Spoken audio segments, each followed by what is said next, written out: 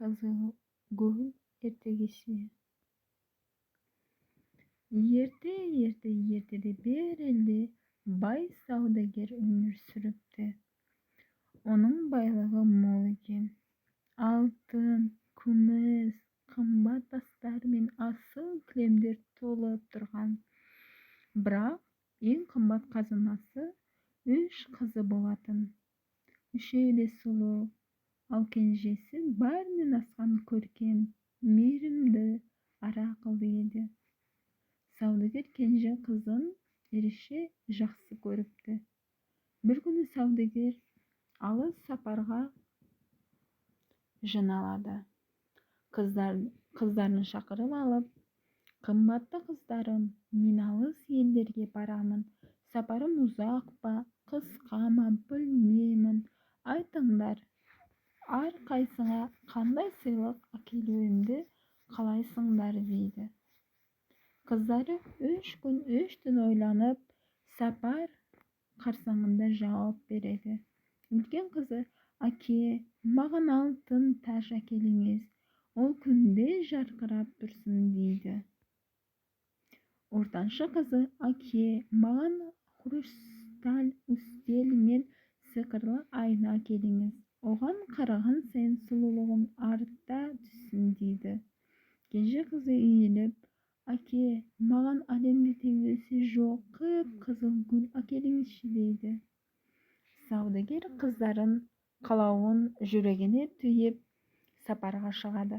Алыс элдерди аралап, үлкен кызына алтын таш, ортончу кызына хрусталь үстел менен сыйкырлы айна табады. Ал кенжеси сураган эрекче кып-кызыл гүлдү издесе да таба алмайды.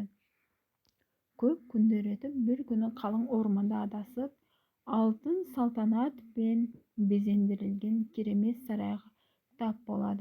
Сарай ичи боз, бирок дасторкан жайылган, ас дайын, төсөктөр салынган. Саудагер сол жерде тыныгып, тамактанып, уюктап калады. Таңертең гүлзар бакта серуендеп жүрүп, ол көз көрмөгөн гажайып кып-кызыл гүлдү көрөт. Баягыда кызынан эстеген армангүл экенине көзү жетип, ону жұлуп алады. Дал сол сәтте найзагай жарк этип, жер силкинеди де, онун алдынан алып денелүү, коркунучтуу кубыжык чыга келет. "Мен сага конакжайлык көрсөттүм, ал сен менин сүйүктүү гүлүмдү жұлуп алдың" деп ачууланат. Корккан саудагер тизерлеп: "Мени кечир, бул гүлдү кенже кызыма уада этпедим. Байлыктын баарын беремин, тек өмүрүмдү кыймашы" деп жалбарынат. Кубыжык: "Мага сенин байлыгыңдын кереги жок. Эгер босонгуң келсе, ордуна кызыңдын бирин жибер" дейди. Саудагер амалсыз келип, кубыжыктан сыйкырлы сакина алып үйүнө оралат. Үйдө кыздары кубана каршы алат.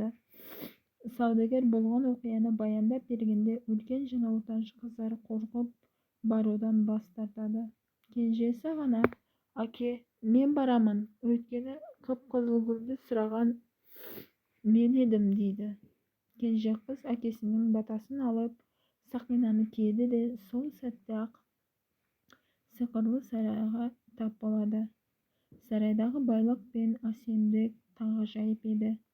Баштапкыда кыз кубыжык менен кабыргадагы оттуу арептер аркылуу сүйлөшөт. Кубыжык буга бар камкорлугун көрсөтөт. Эмне кааласа баарын орундайт. Кыз күн өткөн сайын кубыжыктын адал жүрөгүнө бауыр басып, ону жакшы көрө баштайт. Бир күнү түсүндө акесинин катты ауырып жатканын көрөт да кубыжыктын үйүнө кайтарууна уруксат сурайт. Кубыжык келишет, бирок 3 күн 3 түндөн артык калма, олай этсең мен өлөмүн дейт. Кыз үйүнө оралат. Акеси ону көрүп катты кубанат. Үлкен жана ортончу апкелери онун көргөн байлыгына кызганыч менен карайт. Олар қыздың қайтар уақытын өткізіп жіберу үшін сағаттарды 1 сағат артқа шегереді. Кенже қыз жүрегі мазасызданып, Сақина арқылы сарайға қайта оралады. Бірақ бәрі үнсіз бақ солып қалған еді. Қыз гүлзарға жүгіріп барып, қып-қызыл гүлдің түбінде жансыз жатқан құбыжықты көреді.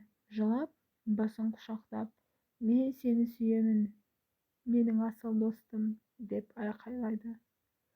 Сол сәтте аспанды найзағай жарқ еткізіп, жер сілкінеді. Құбыжық сұлулығы ерекше жас ханзадаға айналады. Ханзада былай дейді: Мені жаман сиқыр күшпен құбыжыққа айландырған еді. Тек шынайы махаббат пен сенің адалдығың ғана қарғысты бозды. Сен мені сыртқы түріме қарамай сүйдің. Енді мен саған өмір бойы серік боламын. Қуанышқа орай саудагерді батасын беріп, ханзада мен қызының үйленуіне келіседі. Олар үлкен той жасап, ұзақ бақытты өмір сүріпті.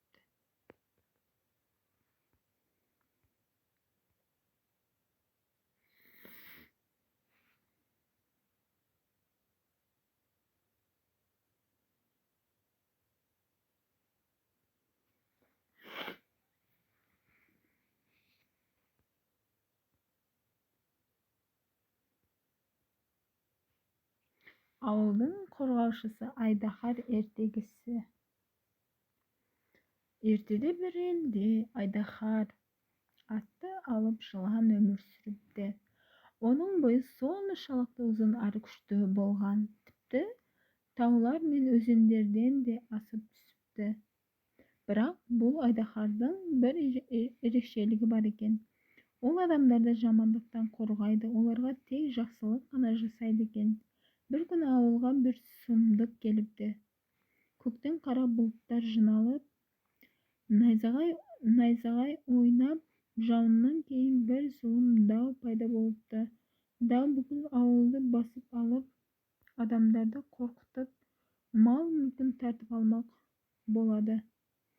Ауылдың батырлары зұлым даумен күресуге тырысады, бірақ олардың күші жетпейді. Ел-жұрт мұңайып, не істерін білмей, Алладан көмек сұрайды.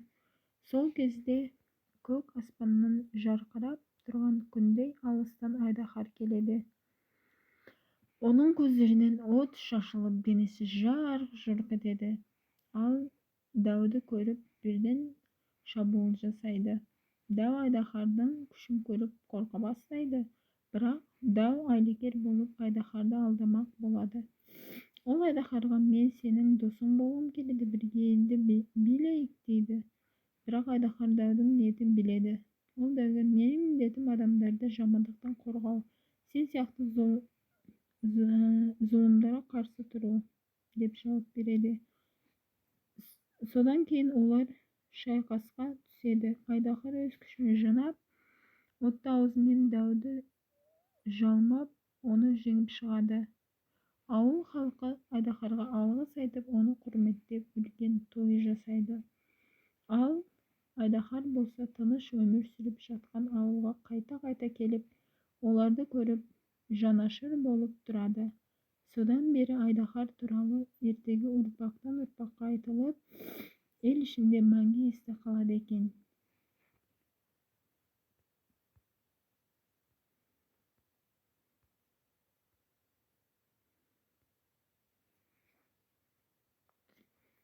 Су жүрек қоян. Бір күні қоян ұзап серуендемек болады. Бірақ ол 3 қадам жасамай-ақ бұтаның арасынан бір сыбырды естиді. Осы мені түлкі шығараңдып жүрген деп қоян қорқып жөнеледі. Жүгіріп дем алайын деп томаршаға отырғаны сол еді.